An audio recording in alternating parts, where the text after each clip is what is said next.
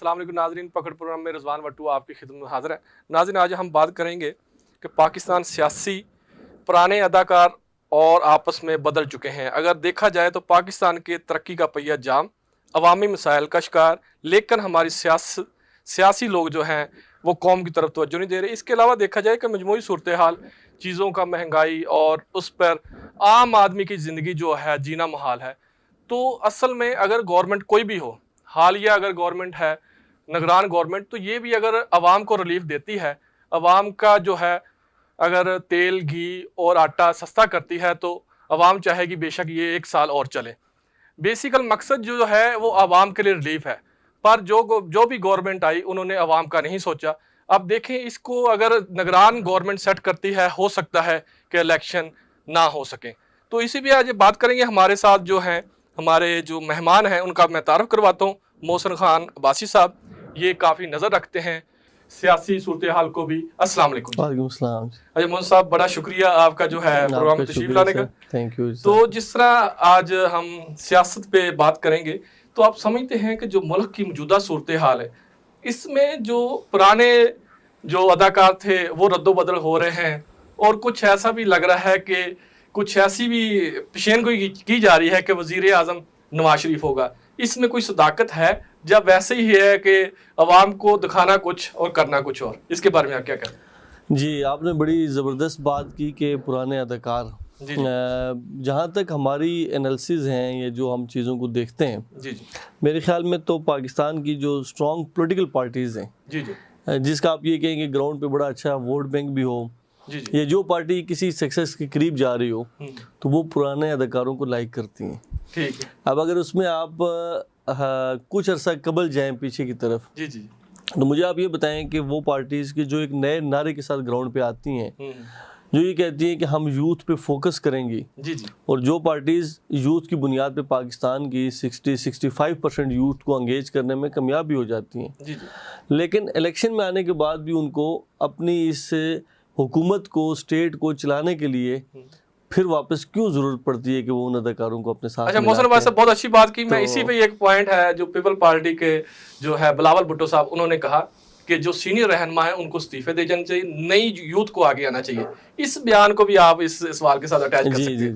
Sir, वो जो उनका बयान है वो तो अपनी फैमिली से रिलेटेड है, मैं समझता हूँ कि वो जिन लोगों को रिटायर्ड कह रहे हैं और जिन लोगों को, लेकिन एक बात बहुत लिखी पड़ी है कि ये पाकिस्तान, चूंकि यहाँ ये दुनिया के बहुत कम ममालिक ऐसे हैं, आपकी चूंकि नॉलेज में होगा कि जहाँ पे यूथ ज़्यादा हो, आमतौर पे बूढ़ों के मुल्क हैं। अब आप चले जाए अदर कंट्रीज के अंदर तो आपको बूढ़े बहुत ज्यादा नजर आएंगे।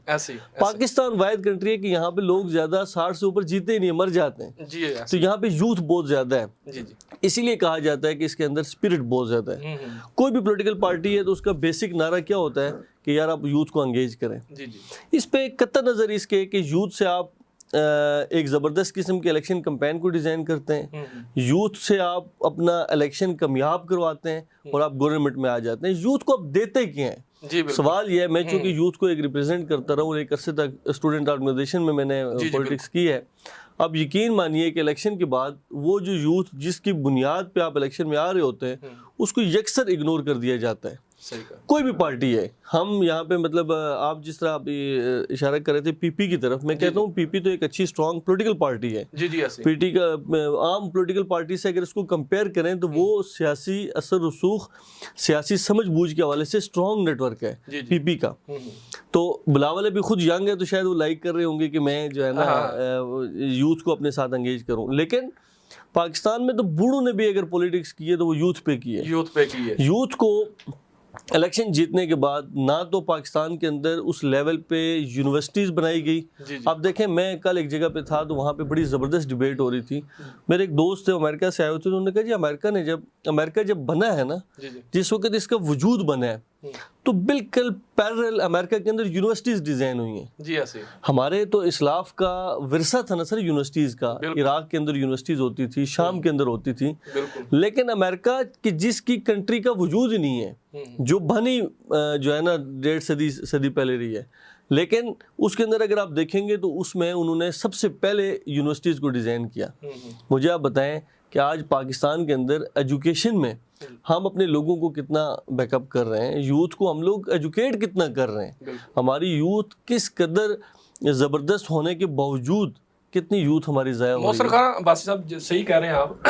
اگر دیکھا جائے تو سیاسی صورتحال ہے, کیونکہ آپ کے حلقے سے وزیر اعظم بھی رہ چکے ہیں شاہد خان عباسی, اور ہمارے سامنے والے حلقے سے, ہمارے حلقے سے جو ہے نا سردار مہتاب صاحب گورنر رہے ہیں, وزیر اعظم, تو یہ بالکل آمنے سامنے والا حلقہ ہے. اچھا, اب وہاں جو پڑاؤ ہے نواز شریف صاحب کا, اور وہاں کو نواز شریف صاحب کو یہ کہا جا رہا ہے کہ آپ یہاں سے الیکشن لڑیں. اس کے علاوہ شاہد خان عباسی صاحب ان کا بھی ڈاواڈول لگتا ہے, وہ ابھی کوئی انہوں نے حتمی کوئی فیصلہ نہیں کیا. بہت سی خبریں جنم لے رہی ہیں. ہمارے ایک سینئر صحافی انہوں نے انٹرویو کیا تو بہت سی چیزیں ایسی انکشافات ہوئے.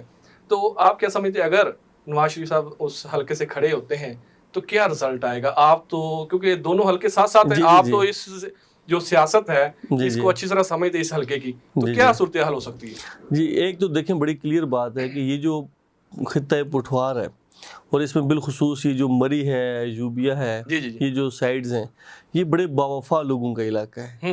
اور نواز شریف شاید آپ کو اندازہ ہوگا کہ پہلے بھی مرتضیٰ جاوید عباسی صاحب کے جب والد صاحب الیکشن لڑتے تھے, جو دوسرا حلقہ ہے کے پی والا, تو وہاں سے اجی جاوید عباسی صاحب کے دور میں بھی نواز شریف صاحب ایک دفعہ الیکشن لڑے ہیں. اور یہاں سے الیکشن ان کے ہارنے کا آپ یہ کہیں کہ 200% جو ہے نا, سوری جیتنے کا 200% وہ جیتیں گے, یہاں پہ ہار کے کوئی قطعی طور پہ امید نہیں ہے. اور جہاں تک بات ہے شاہد صاحب کی, شاہد حقان صاحب چونکہ آج کل بڑے ڈسکس ہو رہے ہیں, تو میں تھوڑا سا نا ان کی جو پیچھے شاہد صاحب کے جو والد تھے نا سر, بلکہ ان کے جو دادا تھے, شاہد صاحب کے دادا کی بڑی اسٹرانگ پروفائل تھی. پھر ان کے جو والد تھے وہ بڑی زبردست پروفائل کے مالک تھے. پاکستان کو پہلے F-16 کا جو قرض ہے اس کے اندر انڈیویجولی اس بندے نے قرض دیا, اور شاہد صاحب بنیادی طور پہ مسلم لیگ نون کے نہیں ہیں. شاہد صاحب کے والد نے جو پہلا الیکشن کنٹیسٹ کیا تھا وہ راجہ ظفر اللہ کے مقابلے میں کیا تھا. تو اٹس مین اس وقت کی مسلم لیگ کے مقابلے میں وہ الیکشن کنٹیسٹ کر کے آئے تھے.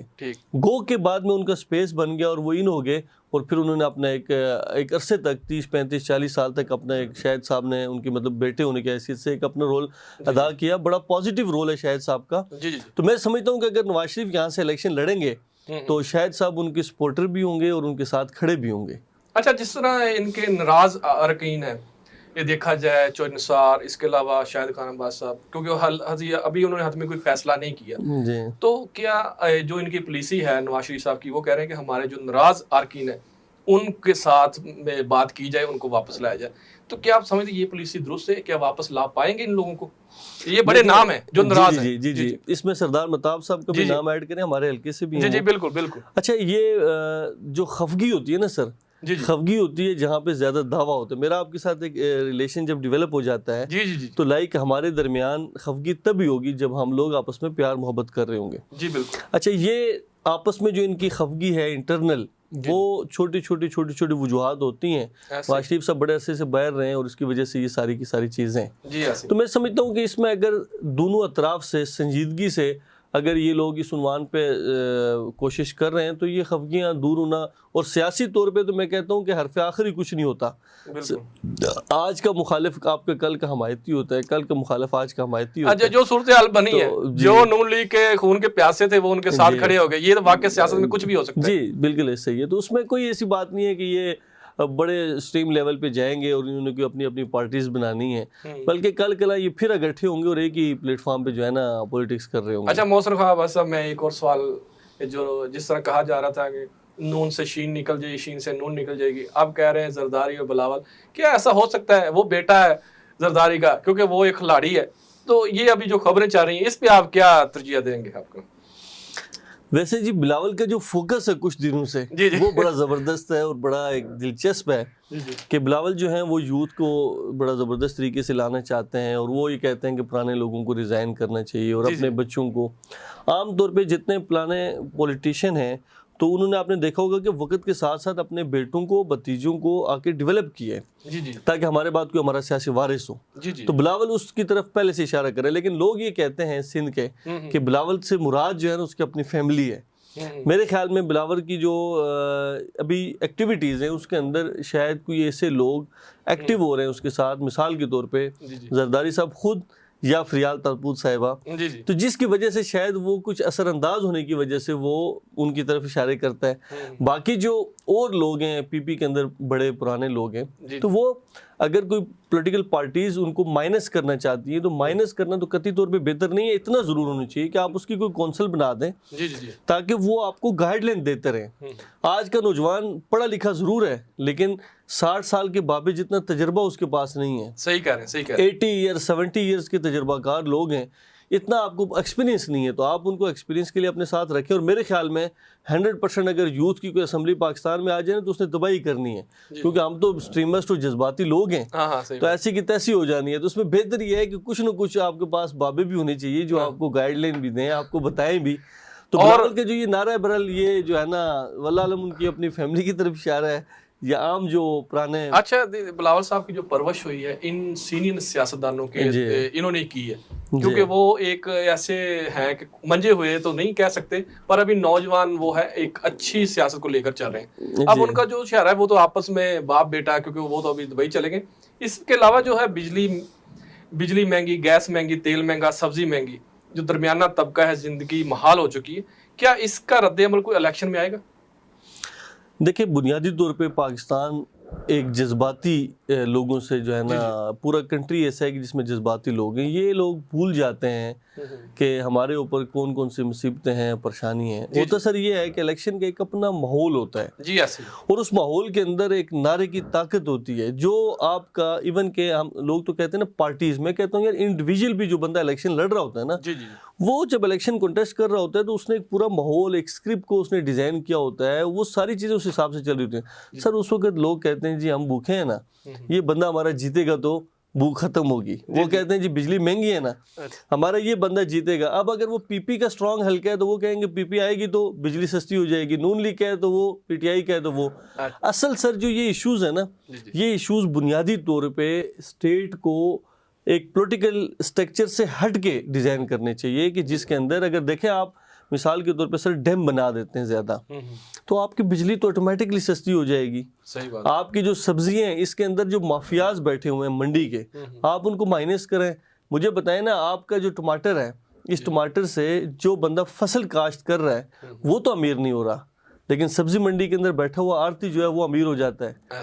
تو اب پیسہ جو ہے جو آپ نے یوز کرنا ہے، لائک آپ کے گھر میں جب سبزی جانی ہے مہنگی جائے گی، لیکن جہاں پہ اس کی پیداوار ہو رہی ہے وہ بیچارہ غریب سے غریب تر ہو رہا ہے۔ جی بالکل۔ اس کی سر اس کو اسٹیٹ کو ایک پولیٹیکل سیٹ اپ سے ہٹ کے ایک نظم کو قائم کرنا چاہیے کہ جس کے تھرو یہ ان چیزوں کی مہنگائی جو ہے اس کو کنٹرول کیا جا سکے۔ کل سر مجھے ایک دوست نے بتایا کہ پاکستان کے اندر ڈالر مہنگا ہوا تو سیمنٹ مہنگا ہو گیا تھا، سریا مہنگا ہو گیا تھا۔ اب ڈالر سستا ہوا تو سیمنٹ 1250 کا اب بھی ہے۔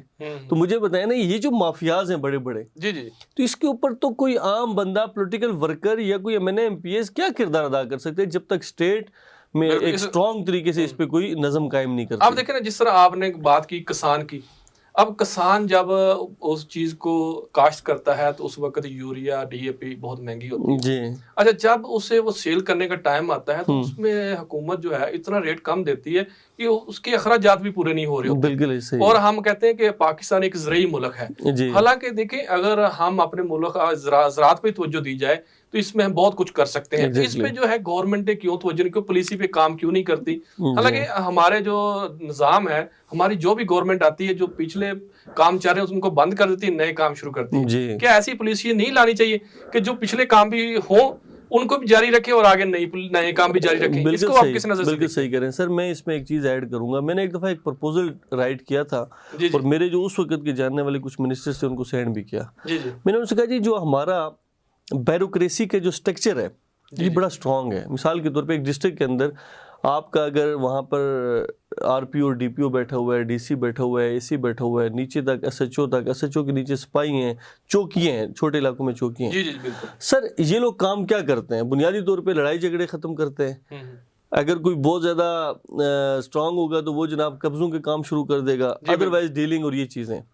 سر ان کو آپ لگا دیں، اسٹیٹ ان کو لگا دے کہ بھائی جان آپ کے علاقے کے اندر اتنی زرعی زمین ہے، اس کے اندر یہ پیداوار ہو سکتی ہیں، اور ہم پرموٹ اس کو کریں گے کہ جو بندہ اپنے علاقے سے اتنی زرعی زمین سے اتنی چیزوں کو کاشت کر کے گورنمنٹ کو رپورٹ کرے گا. مجھے آپ یہ بتائیں کہ 1 سال صرف اگر اس پہ فوکس کر لیا جائے تو پاکستان کے اندر اپنی مہنگائی تو چھوڑیں, آپ کا ایکسپورٹ اتنا بڑھ جائے گا کہ آپ کو کوئی چیز باہر سے منگانے کی ضرورت ہی نہیں پڑے گی. آپ کی بے تحاشا ایسی زمینیں ہیں, میرا اس پہ سر فوکس رہتا ہے, میں باہر دنیا میں جب جاتا ہوں تو اس کو اسٹڈی بھی کرتا ہوں کہ آپ ان زمینوں کو صرف اگر اسٹرانگ کر لیں, ان زمینوں کو صرف آپ اچھے طریقے سے ان کے اندر کوئی نہ کوئی چیز اگا لیں, آپ کے پاس سر 4 موسم ہے. پاکستان کے پاس تو میں کہتا ہوں اللہ کی اتنی نعمتیں ہیں سر, اتنے اسٹرانگ نہری نظام ہیں, دریا کے نظام ہیں, تو یہ تو مہنگائی والا چکر سارا ختم ہو جائے گا. لیکن اس میں بڑا زبردست جب تک کوئی بندہ پلے کرنے والا نہیں آئے گا تو ہو نہیں سکتا. ایک ڈسٹرکٹ کو اگر ماڈل بنا لی جائے نا سر, ایک ڈسٹرکٹ کو, آپ یقین مانیے کہ آپ کے جتنے غریب لوگ ہیں, لوگ کہتے ہیں جی غربت ہے اس لیے چوری ہوتی ہے, آپ ان لوگوں کو سر انگیج تو کریں نا. کسی ایک بندے کو, نوجوان کو یہ پتا چلے کہ یار میں نے اگر گندم سے جو 1 لاکھ روپے کی وہ ملتی ہے مشین چکی والی جو ادھر چائنا کی, تو میں اسے مہینے کا 1 لاکھ روپے کما سکتا ہوں, تو مجھے بتائیں جی وہ جائے گا کسی طرف چوری کی طرف, کسی نشے, کبھی نہیں جائے گا. لیکن یہ اسٹیٹ کا کام ہے کہ کم از کم اس پہ اویئرنیس دے, اس پہ ہماری جو سول بیوروکریسی ہے وہ اس پہ بڑے اسٹرانگ طریقے سے جو ہے نا کوئی نہ کوئی پازیٹیو کردار ادا کرے. اور آخری بات یہ ہے کہ اس میں اگر ہماری جو فوج ہے, جو ہماری ملٹری جو ہے نا یہ ہے بیوروکریسی, اگر وہ اس پہ بڑے اسٹرانگلی پلے کرے تو جنگیں تو ختم ہو گئی سر, اب نہیں لڑتے ہیں بالکل ایسے ہی ہے, تو ہم اس میں بھی بڑا زبردست جو ہے نا اس میں پلے کر سکتے ہیں. اچھا جس طرح دیکھا جائے نا محسن خان بھائی صاحب, آپ گہری نظر رکھتے ہیں ان چیزوں پہ بھی, سوسائٹیز پر بھی. پنجاب میں دیکھا جائے تو کلچر, ایگریکلچر جو زمین ہے اس پہ زیادہ سوسائٹیوں کی بھرمار ہے, حالانکہ اتنی انویسٹمنٹ وہاں نہیں ہے. آپ دیکھیں نا زرعی زمین کو آپ سوسائٹیوں کی طرف لے کر جانا, پنجاب میں بہت سے ایسے, آپ دیکھیں ایک چھوٹے سے جو گاؤں ہے اس کے ساتھ بھی سوسائٹی ڈیولپ ہو رہی ہے.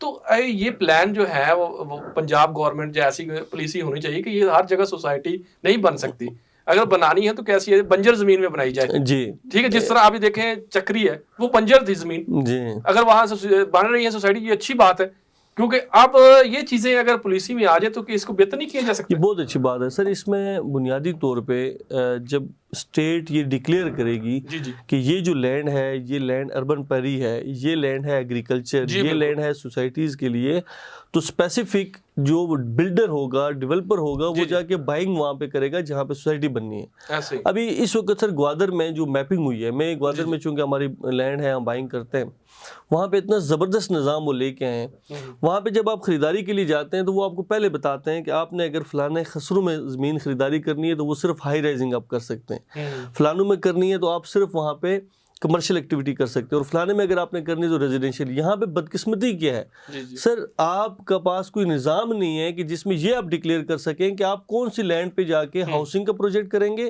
کون سی لینڈ پہ آپ صرف ایگریکلچر. دیکھیں نا, ایگریکلچر ایک مستقل پروجیکٹ ہے, ہاؤسنگ ایک مستقل پروجیکٹ ہے. اسی طریقے سے آپ کی ہائی رائزنگ ہے, باقی جو ایکٹیویٹیز ہیں آپ ان کو سر ڈیفائن کریں, علاقے ڈکلیئر کر دیں, ڈسٹرکٹ ڈکلیئر کر دیں. اس چیز سے تو کوئی بندہ انکاری نہیں ہے نا کہ آپ کو, آپ کی جس طریقے سے ایک تعداد بڑھ رہی ہے فیملیز کی, بچے جس طرح ہمارے پاکستان میں اچھے خاصے بچے پیدا ہوتے ہیں, تو سر اس میں تو آپ کو تو چاہیے نا جگہ جہاں پہ آپ نے ہاؤس بنانا ہے. بالکل, تو اس کے لیے آپ ہر ڈسٹرکٹ کے اندر یا ہر زون کے اندر ڈکلیئر کر دیں کہ ہاؤسنگ یہاں پہ آپ کر سکتے ہیں, ادروائز نہیں, اس پہ بین کر دیں, کوئی بندہ وہاں نہیں جائے گا. ہمارے یہاں جبکہ ایسا کوئی نظام ہے ہی نہیں, جس کی وجہ سے جس کو جہاں لینڈ ملتا ہے سستا وہ وہاں جا کے اپنے پروجیکٹ کر لیتا ہے. محسن خان بھائی صاحب, کیا ہماری سیاسی کرپشن سے پاک, سیاست جو ہے کرپشن سے پاک ہو سکتی ہے؟ ممکن ہے یہ بات؟ اگر یہ پاک ہوتی ہے تو ہو سکتا ہے کہ ہم بھی ایک نمبر 1 ملکوں میں شامل ہو جائیں. اس کے بارے میں بتائیں.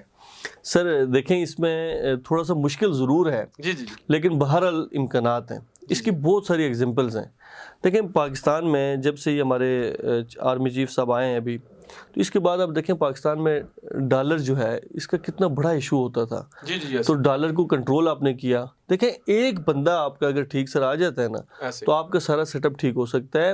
بنیادی طور پہ ہماری کرپشن جتنی بھی ہے, اس کرپشن کو ڈیفائن کرنا, اس کرپشن کے حوالے سے جو جتنے سورس ہیں, جتنے اس کے ٹریک ہیں, ان کو بند کرنا یہ اسٹیٹ کا کام ہے.